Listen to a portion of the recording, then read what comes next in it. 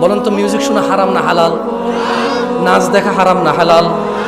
কে জানে না? একজন হাত তোলেন যে এটা জানেন না। একজন লোক হাত তোলেন যে জীবনে আজকে প্রথম জানছেন গান শোনা হারাম, এর আগে কোনোদিন শোনেন নাই, হাত তোলেন তো একটু।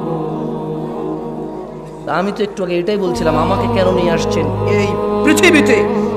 আল্লাহ যা নিষিদ্ধ নিকৃষ্ট করেছে প্রত্যেকটা সম্পর্কে আপনি জ্ঞান রাখেন। হয়তো কোন আয়াতে বলেছে নিষেধ, কোন হাদিসে বলেছে নিষেধ, এটা আপনি জানেন না, কিন্তু কাজটা যে নিষিদ্ধ এটা আপনি জানেন।